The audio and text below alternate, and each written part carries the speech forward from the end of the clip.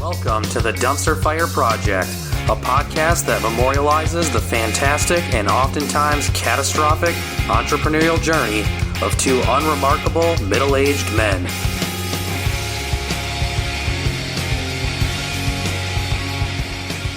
Welcome back and congratulations everyone. You made it to episode 2.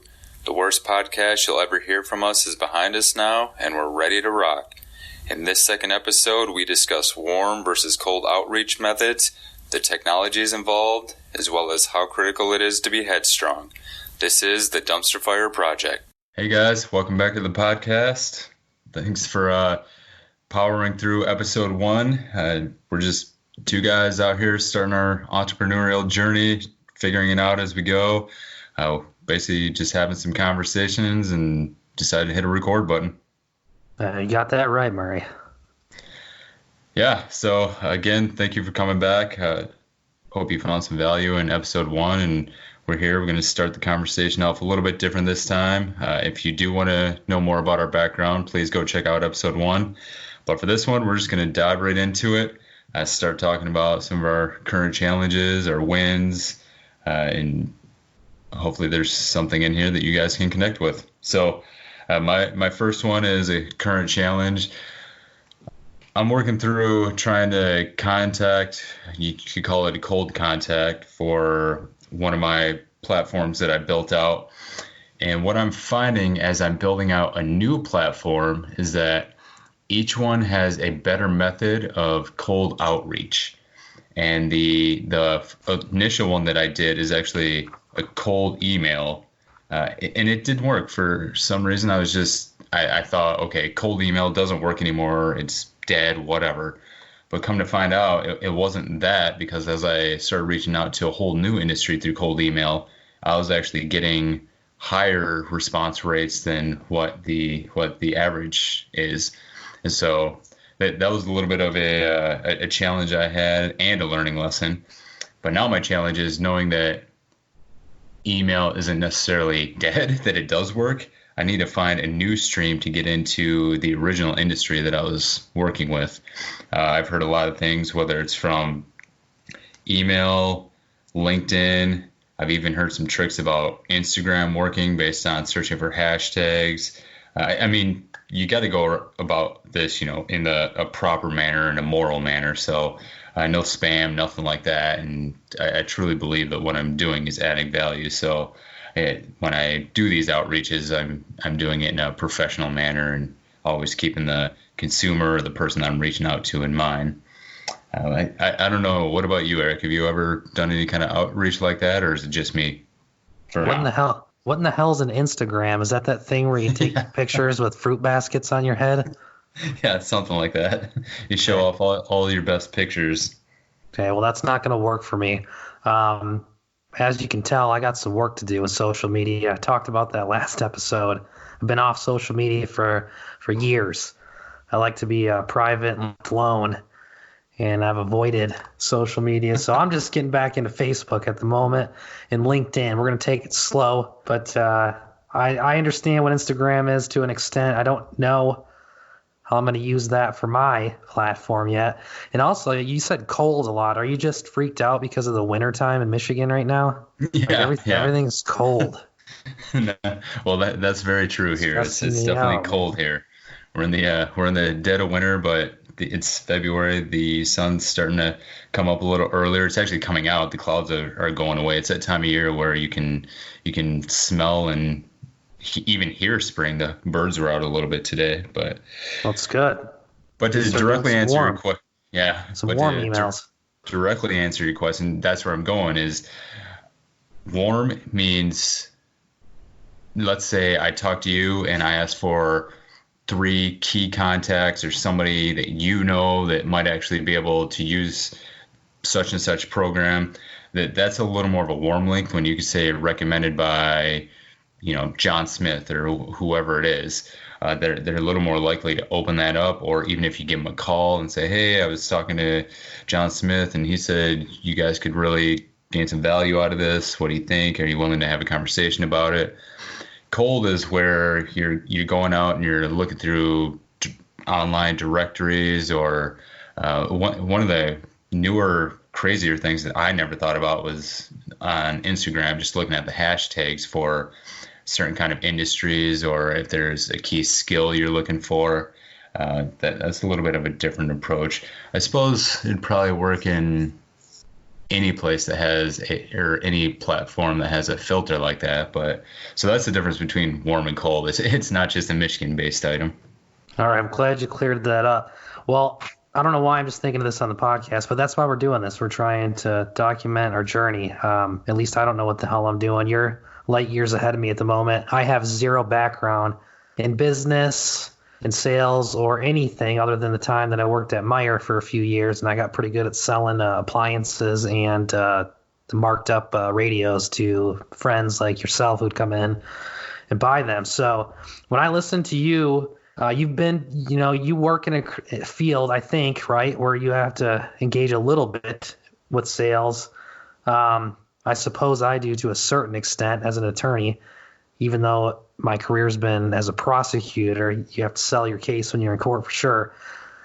But I've been interested in some tactics that you've brought up, like these key contacts. You're selling essentially software, a platform, something that somebody can use in a business, or I think you're developing something in the legal field as well.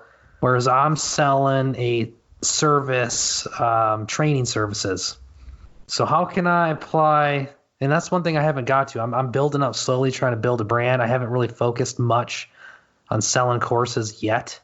I'm just kind of getting everything going and getting my name out there. You're ahead of me. So tell me about this key contact stuff, and what are you doing? How do I market this?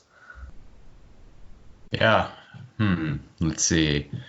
I would start with trying to figure out where you would go to find the base contacts, but you can do some Google searching and see if there's some groups out there that are already started, whether it's a Facebook group that just talks about the same things that you're trying to train on, or any kind of, like, say, Google search, Bing search, whatever. And then from there, maybe you can find a directory. Otherwise, there might be somebody that you're working with or an office that you know of. I found out that probably for something like you in the professional field, LinkedIn is actually a good way, especially for people who are very busy and either get flooded with emails or just never give a second thought to anything that comes through that doesn't directly relate to their current job or their current challenges. So maybe try LinkedIn or finding a directory and then reach out to them. Just let them know, hey, I'm getting ready to put some valuable content together on this training. And right now, all you're really trying to do is not necessarily sell them or set up a venue to go in and train. Just try and get some contacts that sound interested. And then from there, you can start the conversation, or they can even help you mold what the ideal training would look like. And then usually somebody in there will be the one who will almost basically go to bat for you and say, I know this venue, or I've got a handful of people I can gather. So there's usually more warm contacts inside a pool of warm contacts where they're going to be your key go-to people. But I would suggest maybe LinkedIn for exactly what you're doing. Okay, that's good. I'm glad you said that, because the first thing I did was get back on Facebook. When I first got out of law school in 2010, I think I was one of the only attorneys. I know I was the only attorney in town at that time that was using Facebook, and I was even doing Facebook ads that were dirt cheap. There was a new thing back then called Google AdWords. I was like, oh, this is cool. Yeah, I'm not going to be able to get them at that price again. But I just got back on LinkedIn also, totally different platform from what I remember. And it seems like that's definitely going to be the new hot thing for the professional world. And let me tell you what I'm doing here. I'm going to throw it out there, see what you think about this, because I'm looking at more of a long term. I'm not trying to quit my day job right now. It's not that bad. I don't hate my job. It's a good job. I'm more concerned about the long run. I have enough professional contacts that I can just get on the phone and call various police departments that I've worked with or various prosecutors' offices, and I could get some classes and get some money coming in. But I don't feel like that's going to be a long-term solution. It might give me a little bit of money if I want to keep this as a side hustle. But I think about, can I be doing this in 5-10 years from now? So how do I build a brand right now? What I've been trying to do is focus on getting content out on YouTube, getting content out on Facebook. I'm relearning Facebook, relearning LinkedIn, and getting that stuff out there, letting people check it out. I've also signed up to do a lot of free stuff. I figure, like, for example, I'm trying to speak at the New Mexico District Attorneys Association conference. I emailed the guy and said, listen, I'll do it for free. Because if I go, if I put on a good show, a good presentation at the conference, I have DAs, representatives from all the districts in New Mexico there. Maybe afterwards they come up to me and say, hey, you want to come teach class in my office? So I'm not looking at trying to make a bunch of money right now. I'm looking at more down the road, like realistically 2 to 3 years down the road. And I'm not putting any time limits on it. I'm just kind of estimating that's about how long I think it would take until I'd say, okay, it's time to go full time into the stuff. And to be honest with you, I don't have a clue. I don't know if that's the right way to think about it or not, but that's what I'm trying right now. Next episode, maybe it changes. What do you think? No, I definitely think you're headed in the right direction. A lot of people I've either spoken with or some mentors that I've learned from, that's a big push. Is just get some free content out there, provide value. The people who are interested will stick. They'll come back to you. They'll ask questions. So I think that's a really good idea. And LinkedIn is the best way to describe it. This is just my personal opinion. It's the professional Facebook. It's morphed into a state where you can reach out to people. It doesn't seem creepy. Again, keep it moral and professional, but it's one of those things where just reaching out to someone. And a perfect example is I was reaching out to some veterinarians, and they're extremely busy, and they're not necessarily always inside of email. And when they are, I'm sure they're trying to catch up. They're flooded. They're focused on their cases. So LinkedIn was a little bit of still a professional way to reach out to them, but it seemed to look personal enough where it caught their attention. And I was getting some feedback, even if I was getting some no thank you. So like, thanks for reaching out, but no thanks, or I'm busy, or just not interested, whatever. I was getting some kind of feedback, but I also got some positive feedback, or if it wasn't them directly, they redirected me to the proper person to talk to in the office. So LinkedIn's an option out there. There's many options. You can get real creative with it. That's one of the other things I've learned along the way is there's a lot of people out there teaching you things, just like we're doing on this podcast. We're just talking out loud, but be creative, make it work for you. If one thing's not working, pivot, try something else. Yeah, that's the other thing too.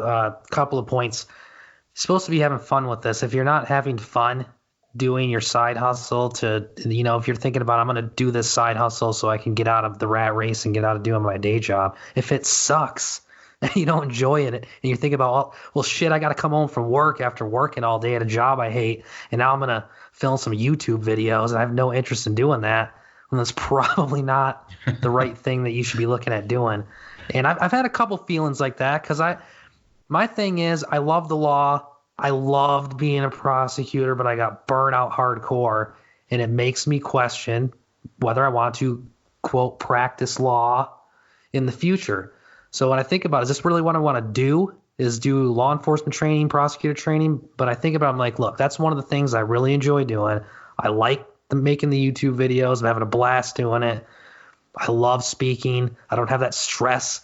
If I got to go and prepare an hour speech at the law enforcement academy, I'm not going to spend, 2 weeks staying up till 3 a.m, stressing out like I am over a jury trial. So for me, I've had a lot of questions about it, but it's definitely the thing that I've focused on.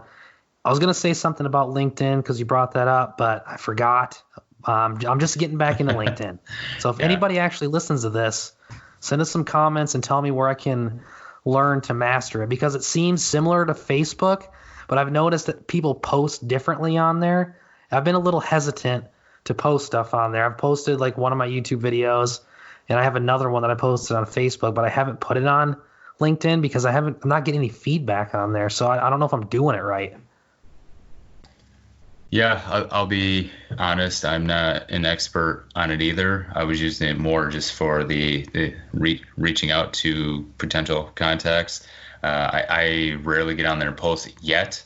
I am more focused on building things in the background and then pushing it through some different avenues. But yeah, if anyone's got any comments or any direction for us, by all means, feel free to send us a comment. Sure. Well, and here it is. It's been 20 minutes. So we're blabbering on like a bunch of morons here. We're trying to stick to a script somewhat, and we're going to talk about some challenges. So let's see if we can get this in before we scare everybody away. What's the current challenge that you're dealing with right now? My current challenge is I'm doing a lot of these outreaches. I've got probably 3 different lines in the water right now. I'm trying not to spread myself too thin. I think I've got a good grasp on what are the methods that I want to use to reach out.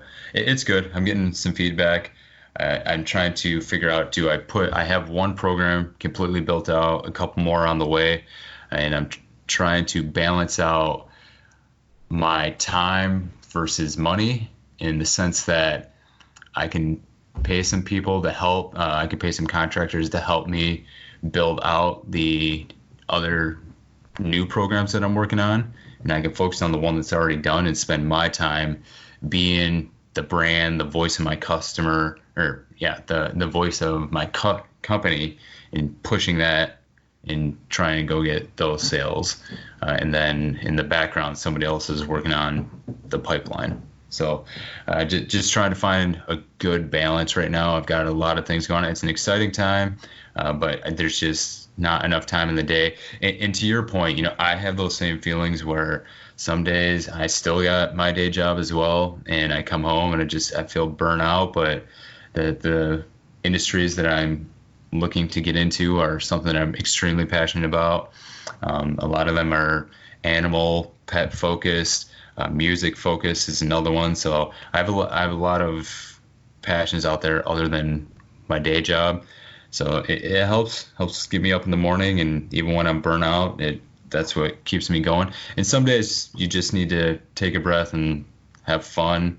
Watch a funny video, laugh it off, whatever it is, and get yourself in a positive attitude. And it helps just get right back into working, makes everything lighthearted, and keep moving forward.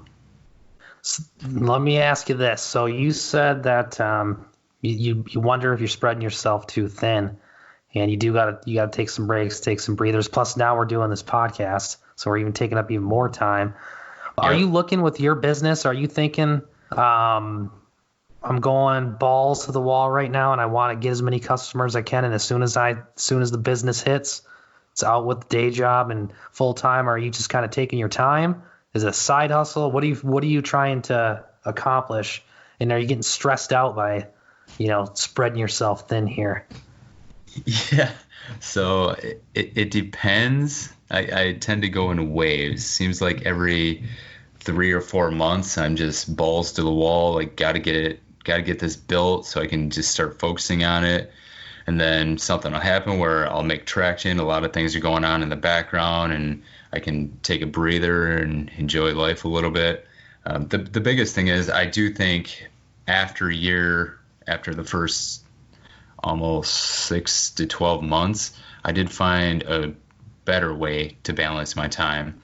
So I'm feeling a lot less stressed the last 6 months or so with what I'm working on. But I was thinking about that today, and that's why I wanted to bring it up. I love this podcast. I think it's definitely it's a more fun item that I get to do business-wise.